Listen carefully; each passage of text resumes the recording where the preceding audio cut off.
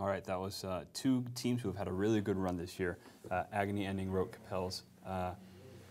With Hyperions, we spent all of last weekend talking down Hyperions. I think they're far from the perfect tournament ship, but they're a lot better than a lot of people think they are. I think they take a lot of the same kind of roles that we saw Navy Mega Fleet groups do in the past, and they're just like a solid amount of rep, some good DPS, although tracking is weak, and Agony making great use of the drone bays.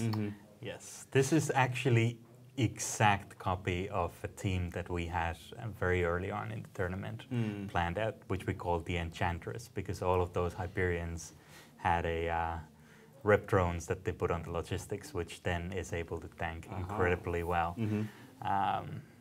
It doesn't work brilliantly well because it's still very vulnerable to tracking disruptions, but maybe Rote didn't bring enough tracking disruptors. I think the setup that Rote fielded was kind of subpar. I think Rote had better options they could have taken to beat that. Maybe they underestimated Agony. Yeah, that's entirely possible.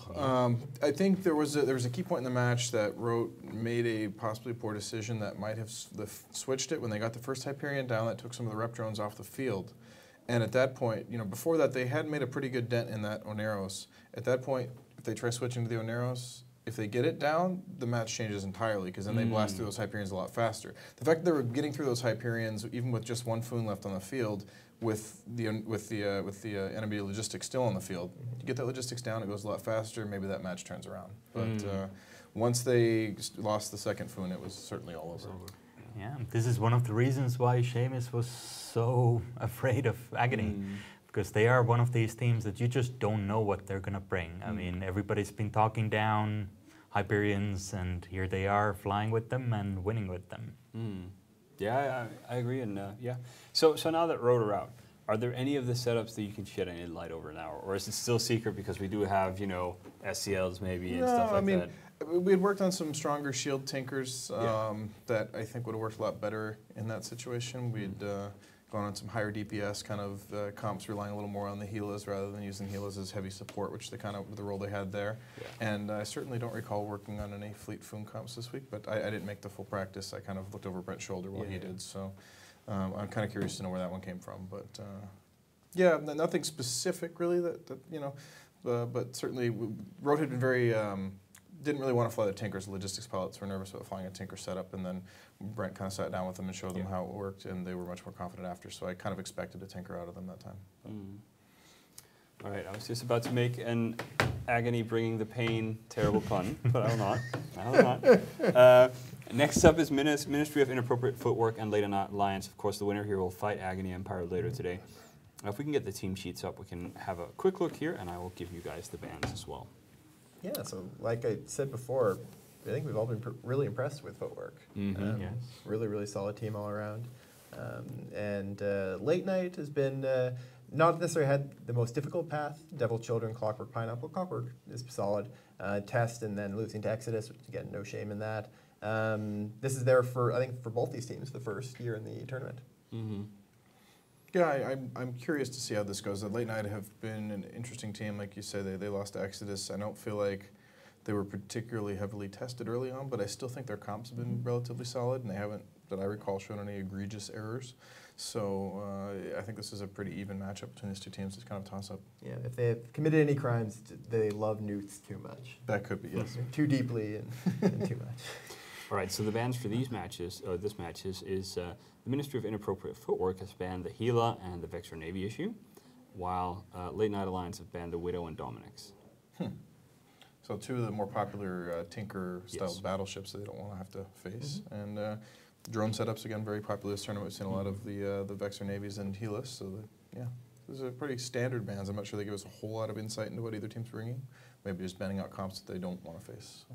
Yeah, it's possible that the Widow ban means they're afraid of ECM a little bit. Could mean they're bringing, say, Cronuses or Vargers. Yeah. True. And so we have, of course, Ministry of Inappropriate Footwork versus Late Night Alliance. Then we have Ronin versus Exodus. And then we have Hydra versus PL. So potentially 3 matches. Both Ronin and Exodus and Hydra and PL are best of 3 matches. So we could potentially end up seeing those 6 matches in a row. And then, of course, we go back to the previous contestants of the day, Dark Side, Verge, Agony Empire, and so forth.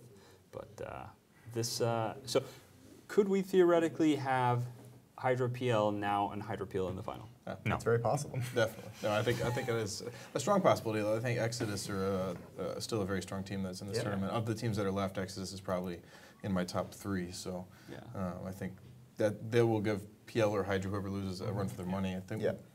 Yeah, I think we still could see it, but I don't think it's 100% that we're going to. Yep. You have Exodus over people like Verge, Dark Side, Ronin. Absolutely. All right. I've seen Exodus fly a lot in SCL. They've done very, very good things. They have a very strong team, a lot of really good theory crafters that used to be in Rote Capel, so I'm very familiar with them. And I know they've been practicing extremely hard, probably, as much, maybe not quite as much as the Hydra PL type, teams, but quite a lot. So I think they're kind of a sleeper that maybe people aren't as familiar with. But Exodus at this point is a lot like Darkside was a couple of years ago. They came onto the field quite recently. Last year was their first Alliance tournament, but then they got to the semifinals. Semifinals. Right, And then they did very well in the SCL with the Exodunks team from them as well. And they've done great in the Neo with Exodunks, and then SCL as well. And here they've been very, very strong. They're a team that I think a lot of people don't really realize how good they are. Yes. They're easily, I think, top 3. All right, well, let's get some predictions. Brent, Bach. for the next match, it's really going to be kind of a toss-up. But I'm going to go Footwork. They seem to be on a pretty strong roll. So. Yeah, I agree. Could go either way. I'm going to go with Footwork as well. I'm going to have to agree and go with Footwork. Yep, I think so as well. I don't think Late Night Lions have had that much of a schedule so far, and I think Footwork have done really well. So.